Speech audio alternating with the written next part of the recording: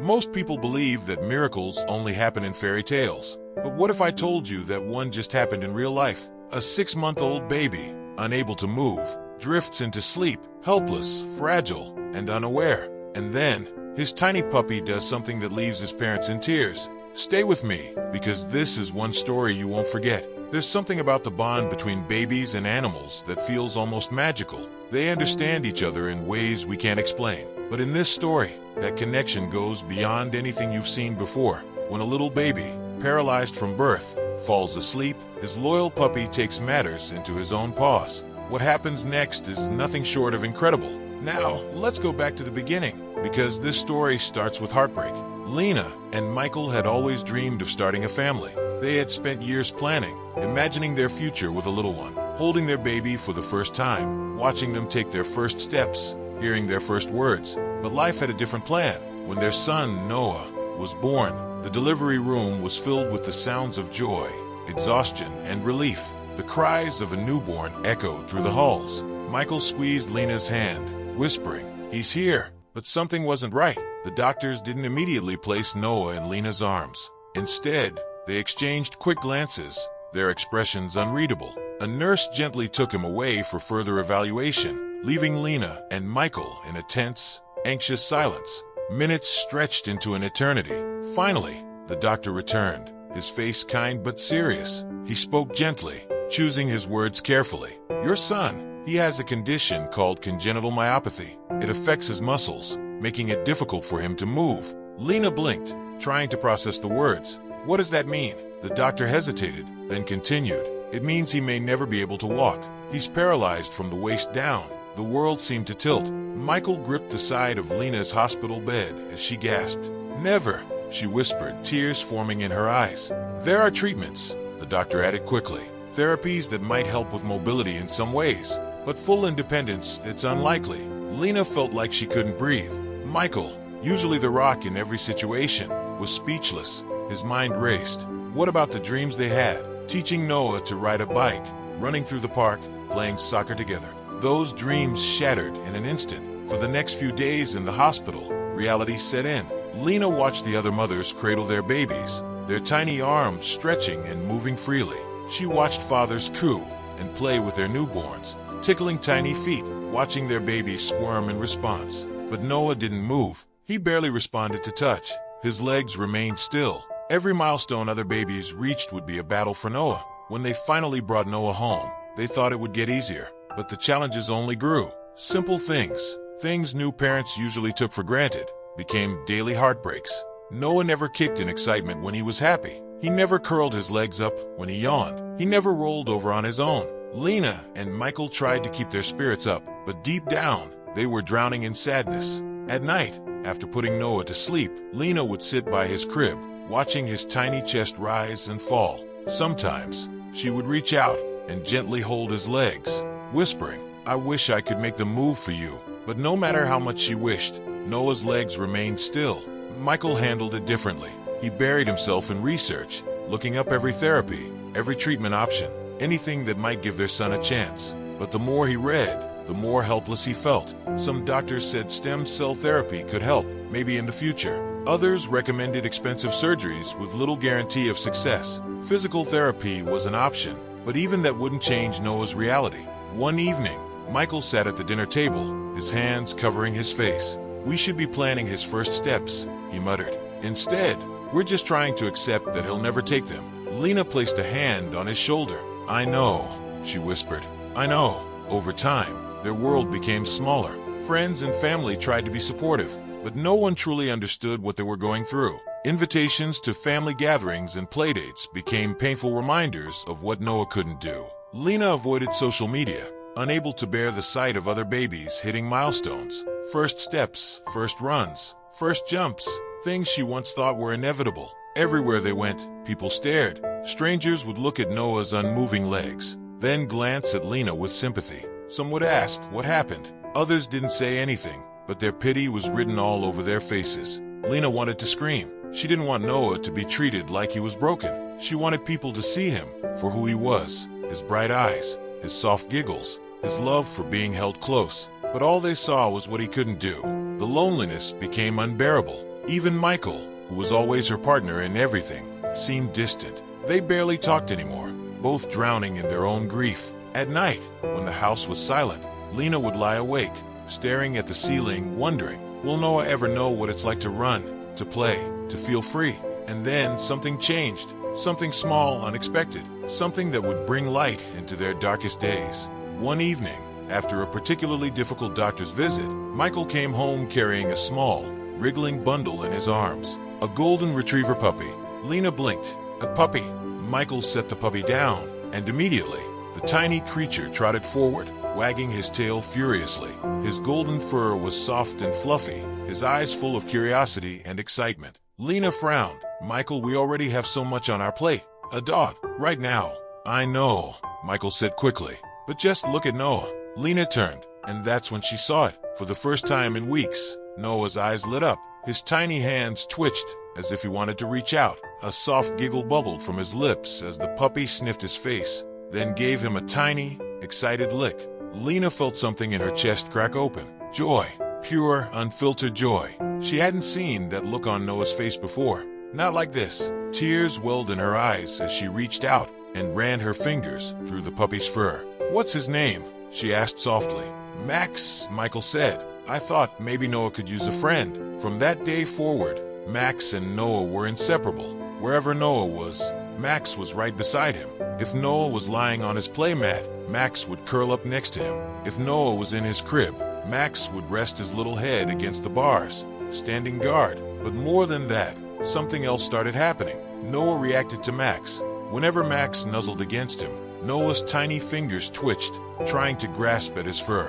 When Max would whimper or bark playfully, Noah would respond, his giggles growing louder, his little hands moving more than before. Lena and Michael watched in awe.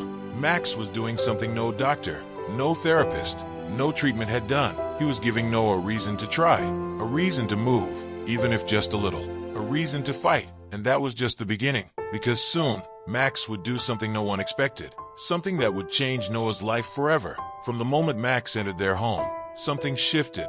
At first, Lena and Michael thought he was just a source of comfort, someone to bring light into their home after months of uncertainty and heartbreak.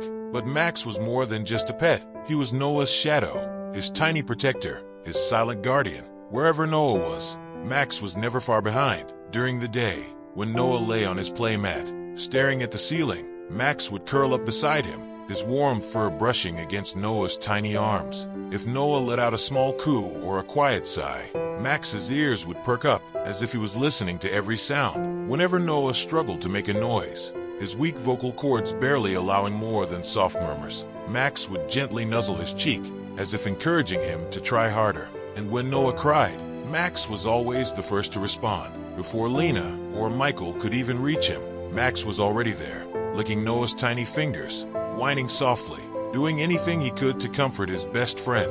At first, Lena thought it was cute, just a puppy being affectionate. But Michael noticed something else. Max wasn't just responding to Noah's needs. He was learning, watching, understanding. Every time Lena picked Noah up, Max watched how she did it. When Michael adjusted Noah's position to help him breathe easier, Max observed. He was paying attention to the small details, the little things that no one thought he would notice. And then, one afternoon, something happened that no one expected. It was a quiet afternoon. The house was still. Lena had spent hours tending to Noah, feeding him, cleaning him, making sure he was comfortable. When he finally fell asleep on a soft blanket in the living room, she let out a deep sigh. She was exhausted. Just for a moment, she decided to step away, to grab a glass of water, to breathe. She left the room, not realizing that within seconds, her world was about to turn upside down. Max had been lying next to Noah, his golden fur rising and falling with each breath. His eyes were half closed, his small body relaxed. But then something changed. His ears twitched. He sniffed the air. Something wasn't right. Noah's breathing had changed. It had become shallow, too shallow. His tiny lips quivered, his chest barely moving. Max's body tensed. At first, he nudged Noah softly with his nose. A gentle push, a wake-up call. No response. Panic.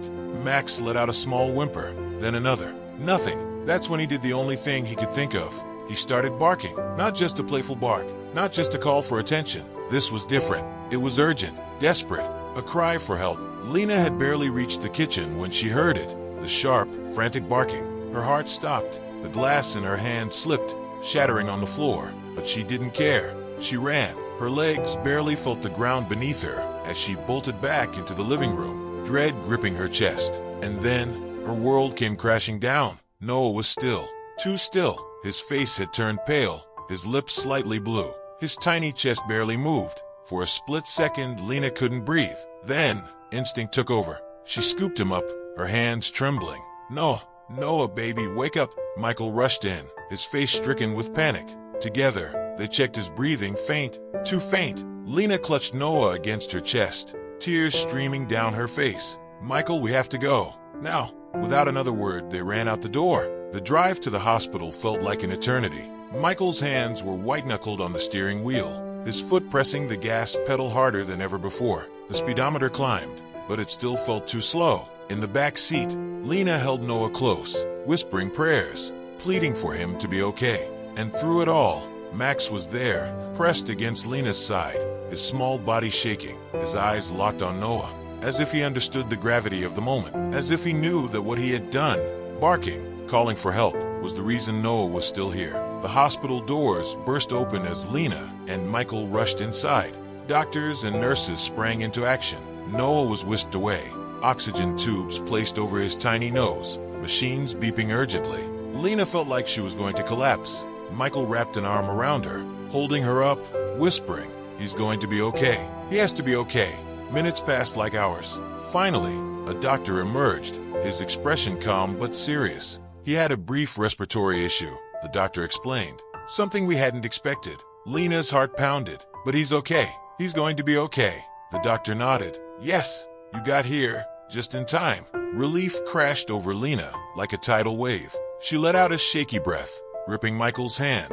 But then something dawned on her. She turned to the doctor. "What if we hadn't caught it in time?" The doctor hesitated, then sighed. "I won't lie to you. If it had gone unnoticed much longer, it could have been fatal." Lena's legs nearly gave out. Noah could have, but he didn't, because of Max. Tears filled her eyes as she turned to Michael.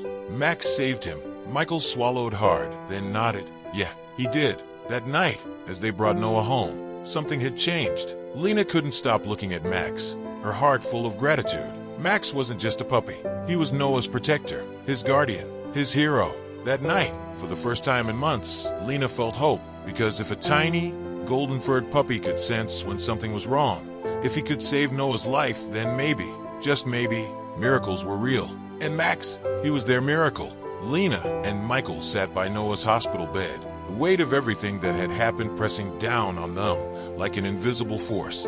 Noah was alive, because of Max. It didn't feel real. Just hours ago, their world had been on the verge of shattering, and now, here they were, watching their tiny, fragile son breathe peacefully, his little chest rising and falling in a steady rhythm. Lena wiped away silent tears, her fingers trembling as she reached out to stroke Max's golden fur. He lay curled up at the foot of Noah's bed, his big brown eyes never leaving the baby's face. "You saved him," she whispered, her voice thick with emotion. "You saved my baby." Max blinked up at her, his tail giving a slow, gentle wag, as if he understood. Michael, sitting beside her, let out a shaky breath. If he hadn't barked, his voice trailed off, unable to finish the sentence. He didn't have to. The doctor, standing at the foot of the bed, shook his head in amazement. It's almost as if he knew something was wrong before any of us did. Lena looked at Max again. Maybe he did know. Maybe there was something deeper, something beyond logic, beyond science, that connected Max to Noah in a way no one could explain. For hours, they sat there waiting. The nurses came in, checking Noah's vitals, adjusting his oxygen levels. The doctor reassured them that he was stable, that they had caught the issue in time. But even with those reassurances, Lena couldn't shake the fear still gripping her heart. She watched Noah's tiny fingers so still, his legs unmoving. The thought haunted her. Would he ever be able to do the things other children could? Then suddenly Noah stirred. It was small at first, a soft sigh, his little head shifting slightly against the pillow. Max perked up immediately, lifting his head. His ears twitched, eyes locked onto Noah. Lena held her breath. Noah's eyelids fluttered, and after what felt like an eternity, they opened. Tears welled in Lena's eyes. "Noah," she whispered. Michael leaned in closer. "Hey, "Buddy, you're awake." Noah blinked, his tiny lips parting slightly. He was still groggy, still weak, but he was awake. And then Max moved, carefully, slowly, as if he knew how fragile the moment was. He climbed onto the hospital bed. His little paws barely made a sound against the crisp white sheets. He inched closer, pausing just inches from Noah, as if asking for permission. Lena held her breath, unsure if she should stop him. But then, Noah turned his head toward Max. His gaze, still unfocused, landed on his furry best friend. Max let out a quiet whimper, lowering his head next to Noah's. His warm fur brushed against Noah's tiny hand. And then it happened. For the first time ever, Noah moved. It was small, barely a twitch, but his tiny fingers curled slightly, reaching, stretching, touching Max's fur. Lena gasped, her hands flying to her mouth. Michael froze, his eyes wide. The nurses in the room stopped in their tracks. Noah's hand, his paralyzed hand, had moved. It was something doctors had told them might never happen, but it did. Lena's vision blurred with tears. "Did you see that?" she choked out. Michael, his voice barely above a whisper, nodded. "I saw it." Noah's fingers curled again, ever so slightly, gripping a small tuft of Max's fur. It wasn't much. It wasn't a grand movement, but it was something. And something was more than they ever thought they would get. Max let out a small, happy whimper, his tail wagging slightly, as if he knew, as if he had been waiting for this moment all along. The doctor, who had been silently observing, finally stepped forward. He gently reached out, taking Noah's tiny hand in his own. He studied it carefully, his brow furrowed. "This?" He shook his head in disbelief. "This shouldn't be possible." Lena swallowed hard. "What do you mean?" The doctor exhaled. "With Noah's condition, we didn't expect any voluntary movement this soon, if at all." Michael's grip tightened on Lena's hand. "But he just did it. We all saw it." The doctor nodded slowly. "We did." A pause. Then he smiled. "And that means there's hope." Lena let out a soft sob, her heart swelling. Hope. For the first time since Noah was born, those words didn't feel empty. Because today, against all odds, their son had moved, and Max had been the reason why. For the next hour, Lena and Michael barely took their eyes off Noah. Every now and then, his fingers twitched again. Small, hesitant movements, but movements nonetheless. And each time, Max was there, watching, waiting, his presence unwavering. When the nurse finally came in to check Noah's progress, she smiled warmly. "I think Max needs to be officially listed as his therapy dog." Lena laughed through her tears, running a hand over Max's fur. "He already is." Max let out a soft woof, his tail wagging proudly. It wasn't just coincidence. It wasn't just luck. Something bigger had happened here. Maybe Max had sensed Noah's distress before anyone else. Maybe his presence had given Noah the strength to push through. Maybe, just maybe, love had played a part in healing what medicine couldn't. Whatever it was, Lena knew one thing for sure. Max wasn't just a pet. He was Noah's guardian angel, and he always would be. They say love can heal. Maybe that's true. Maybe miracles aren't just stories we hear in fairy tales, or something that happens to other people. Maybe they're woven into the quiet moments, the ones we almost miss if we're not paying attention. Like the gentle brush of tiny fingers against soft fur. Like the watchful eyes of a loyal friend who never leaves your side. Like a single movement so small, so fragile, that it changes everything. Noah's story isn't just about a baby who defied the odds. It's about a bond that was never meant to exist. Yet somehow, against all logic, it did. Noah still has a long road ahead. His condition hasn't changed overnight. He still faces challenges most children will never have to endure. There will be therapy sessions, hospital visits, days filled with frustration, and nights where doubt creeps in. There will be moments where Lena and Michael will wonder if they're strong enough. Moments where Noah himself, one day, when he's old enough to understand, might question why life dealt him this hand. But through it all, there will be one constant, Max. Because from the moment that tiny golden retriever stepped into their lives, he made a silent promise. A promise that he would never let Noah feel alone. A promise that he would be there always. And that promise, it was unbreakable. Most kids grow up with a best friend, but few can say their best friend saved their life. Few can say their best friend taught them how to fight, how to keep going when everything seemed impossible. Few can say their best friend gave them a miracle. Noah can, because from the moment Max curled up beside him, something in Noah changed. It wasn't just about movement. It wasn't just about survival. It was about something deeper. Max gave him something doctors never could. Confidence, security, a reason to try, a reason to believe.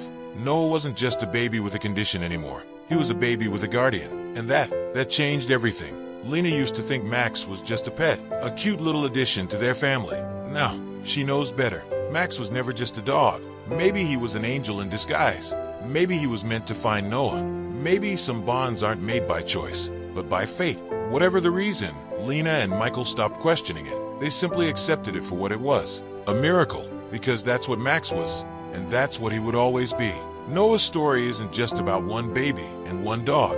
It's about something we all need to be reminded of. That love is powerful, that companionship can heal, that sometimes the smallest acts, like a bark at the right moment, can change a life forever. It's easy to get lost in the struggles of life. Easy to feel like the odds are stacked too high, like hope is just an illusion. But then, stories like this remind us that even in our darkest moments, there's light. That even in our hardest battles, we don't have to fight alone. Noah doesn't know it yet, but he's already shown the world something incredible. That strength doesn't always look like running or climbing or standing tall. Sometimes, strength is simply waking up and trying again. And sometimes, all it takes is one loyal friend to make that possible. Noah's future is unwritten, but there's one thing we do know. No matter where life takes him, no matter what challenges he faces, Max will be there, through every step, through every stumble, through every triumph. Because love like this, it never fades, it never breaks, and it never ever lets go.